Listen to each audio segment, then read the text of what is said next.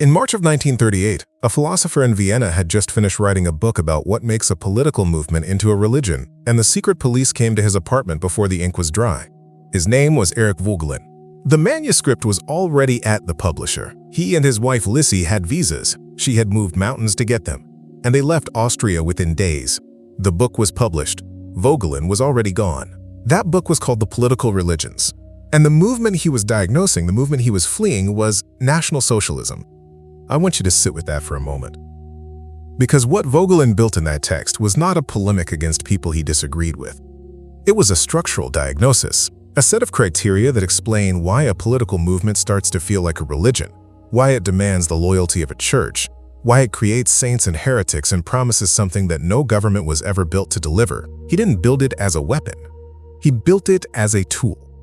And the tool does not care which direction you point it. That's what this video is about, not the history lesson, though the history matters and we'll get to it. What this video is about is the structure, the architecture of a political religion. Because once you see it, you won't be able to stop seeing it. And that is going to be uncomfortable. I'll tell you now so you're not surprised. Here is where most of you are right now. You've watched the culture war sharpen for a decade, maybe longer. And somewhere along the way, you noticed that it stopped feeling like a disagreement about policy. The people on the other side don't argue anymore, they condemn. They don't debate, they purge. The vocabulary shifted: privilege, oppression, systemic, justice, and it started to feel like liturgy. You started to feel like a heretic for asking questions. And you thought, this is not politics, this is something else. You're right, it is something else. Voegelin knew what to call it 80 years before you felt it. But here's the thing I need you to hold on to as we go through this. The discomfort this video is going to produce is not the discomfort of being wrong. It's the discomfort of a tool that works. A saw cuts in both directions. That's not a defect. So, what is a political religion? Voegelin's definition in the political religions is precise.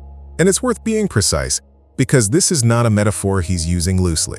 He is not saying that progressives are like religious fanatics, or that the left resembles a cult. He is making a structural claim that certain political movements have appropriated the architecture of religion, its forms, its symbols, its emotional logic, and relocated the sacred from transcendence to something inside history. That phrase, from transcendence to something inside history, is the hinge of the whole argument. Let me unpack it. In genuine religious experience, the ultimate source of meaning, the final authority, the ground of order, whatever you call it, is beyond history. It doesn't arrive at the end of a political process. It isn't delivered by a party, a revolution, a race, or a nation. It transcends all of those things and judges them. A political religion is what happens when you take that structure, the sacred, the promise of salvation, the demand for total loyalty, and you relocate it inside history. You make the sacred object a race, a class, a nation, a party, an ideology. You make salvation a political destination, the classless society, the racially purified state, the perfectly equitable world.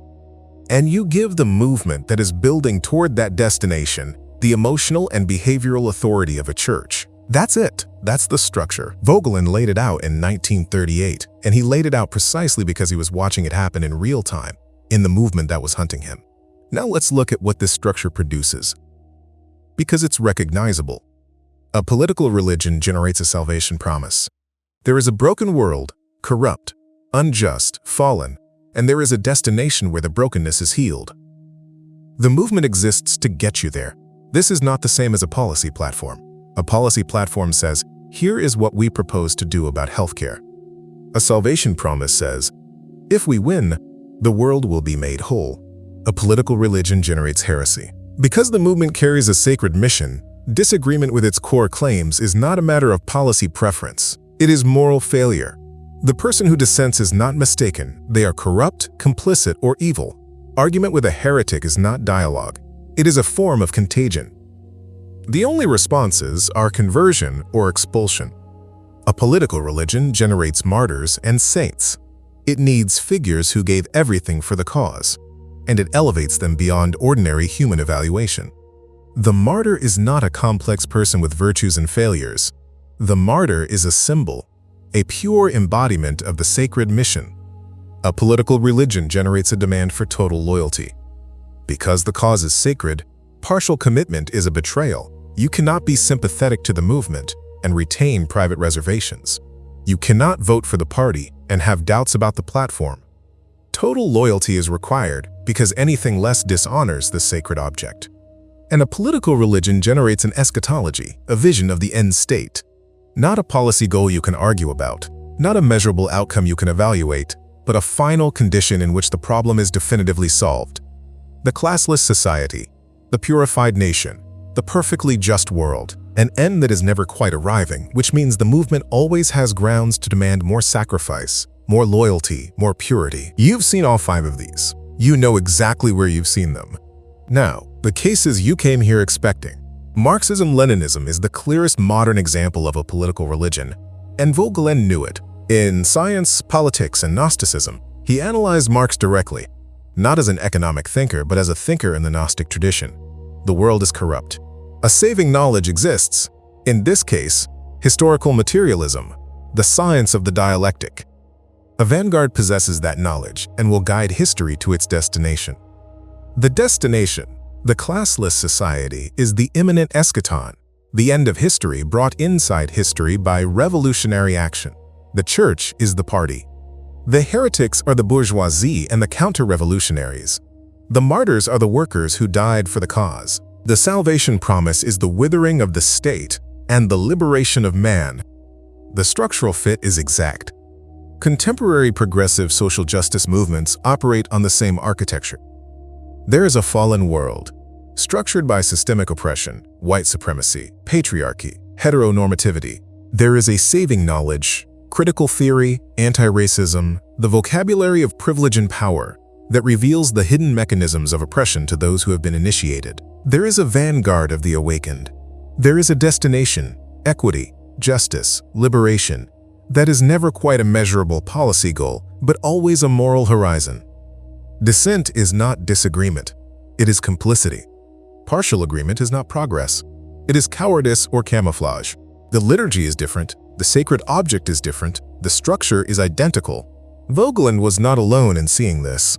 In the summer of 1978, 30 years after The Political Religions was published, 26 years after The New Science of Politics, Alexander Solzhenitsyn stood at Harvard and said something that made half the audience furious. He said that the West had forgotten God.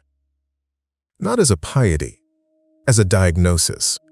He had watched from inside the Soviet system as an ideology that promised salvation, that took the entire religious architecture of meaning, sacrifice, transcendence, and community, and relocated it inside a political program. He knew what that produced. He had spent 8 years in the camps.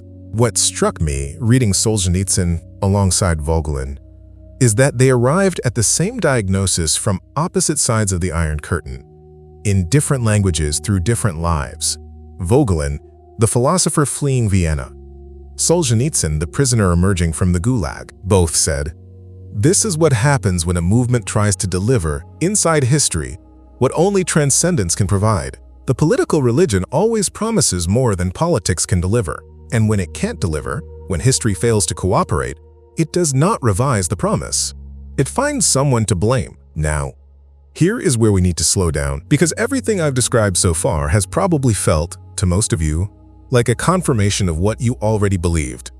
The left has built a political religion. The Marxist has immanentized the eschaton. The progressive has relocated the sacred. You've been watching this for years, and now you have a precise name for it. And that name is real. The diagnosis is accurate. I'm not taking it back, but I need to ask you something that Voegelin would ask, and that I think you already know is coming. Because he was not the kind of thinker who gave his readers a comfortable place to stand. He was the kind of thinker who wrote a diagnosis of Nazism while Nazis were coming to his door. He didn't build the tool for comfort, he built it for truth. The question is this: does the structure require a specific sacred object, or does it fit any sacred object? The answer is in the 1938 text. It fits any sacred object. The defining feature of a political religion is not what it sacralizes. It is the act of sacralization itself, the relocation of ultimate meaning from transcendence to something inside history, and the demand that the movement pursuing that thing be given the loyalty and the authority of a church. Which means the tool cuts in every direction. Consider the prosperity gospel. You know what it is? The teaching, widespread in American evangelical circles, that God rewards faithful Christians with health and wealth, that the evidence of right relationship with God is material success. There is a fallen condition, poverty, sickness, lack. There is a saving knowledge, seed faith, positive confession, the laws of spiritual harvest.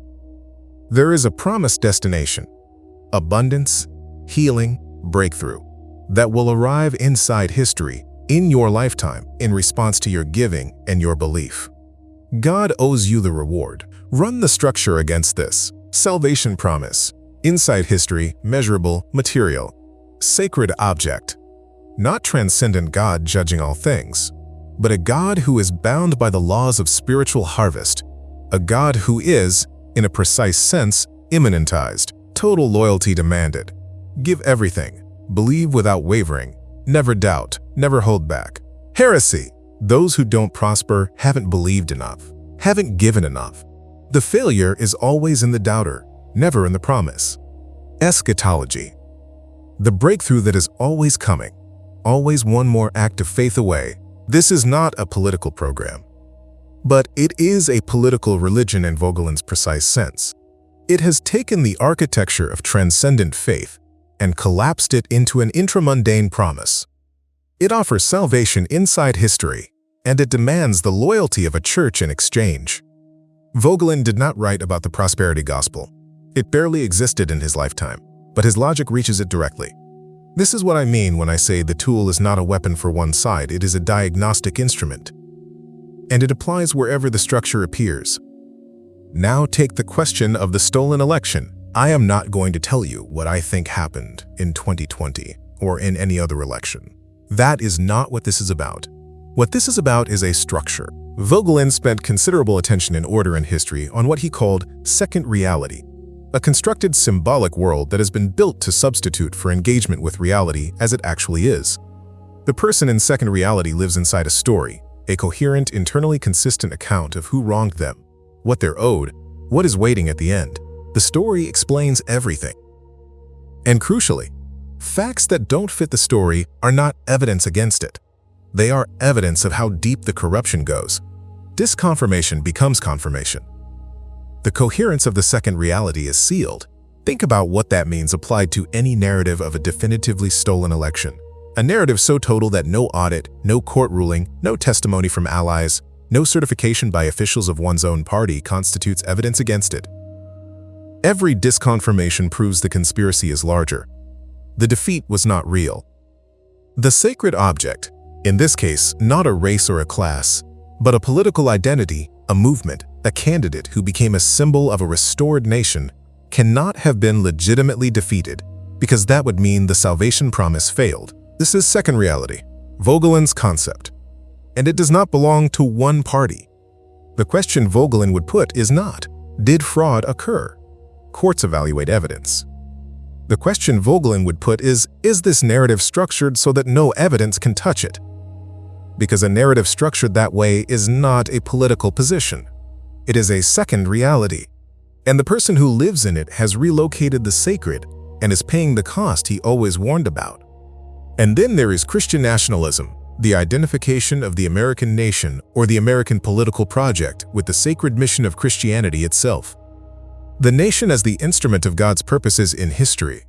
The political battle as a spiritual war that must be won for the faith to survive. I want to be careful here, because the claim I'm making is structural, not about motives. The people who hold these convictions are often serious Christians with genuine faith, real community, real suffering. I am not diagnosing their hearts. I am applying Voegelin's tool to a structure. And the structure is this. When the nation becomes the sacred object, when the political battle for a certain vision of America is identified with the survival of Christianity itself, when to lose the election is to lose the faith, when the language of spiritual warfare is applied directly to partisan political outcomes, you have relocated the sacred inside history. You have given a political movement the authority of a church. You have made the salvation promise intramundane. Voegelin would not have been gentle about this. He was not gentle with the German Christians of the 1930s, who folded the evangelical church into the National Socialist movement and called it Providence. He would apply the same instrument now, not with contempt, with the precision of a man who has seen where this leads. So where does that leave you? Here is what Voegelin actually offers. Not despair. That would be its own second reality. A story about how bad everything is that requires no engagement with what is actually in front of you. Not cynicism, which is just disappointed utopianism, the residue of a broken salvation promise. He offers what he called living in first reality, the willingness to engage with the world as it is, resistant, ambiguous, refusing to cooperate with the stories we've written about it, and to find meaning not in a political destination that will arrive someday and vindicate everything, but in the daily, ordinary, demanding work of keeping your own soul in order. The concept he used for this is the quest, the ongoing, open-ended search for truth about the human condition, conducted without the guarantee of a tidy answer, sustained by the conviction that the search itself is participation in something real. He began Order in History, 5 volumes, the work of a lifetime, at the age of 55. He did not complete it before he died. He left it open. That was not a failure. That was intellectual honesty about what the quest actually looks like. Living in order does not mean you disengage from politics. It does not mean you pretend that all movements are equally valid or equally dangerous. Voegelin himself fled a specific movement in a specific direction. He was not neutral. What it means is that you do not give any political movement the authority over your soul that belongs only to what transcends history. It means you hold the diagnosis, including the symmetric diagnosis, and you act from that clarity rather than from the emotional logic of a political religion. It means you refuse the salvation promise, because you know what it costs. And it means that when someone offers you belonging in exchange for total loyalty, you recognize the offer for what it is, and you decline. If you want to go directly to Voegelin's own words, 50 of his most essential passages, each with a plain language explanation of what it means and where you're likely to see it in contemporary life. That's the Voegelin Quotes Companion, and the link is in the description. It's not a reading course or a commitment to a dense academic text.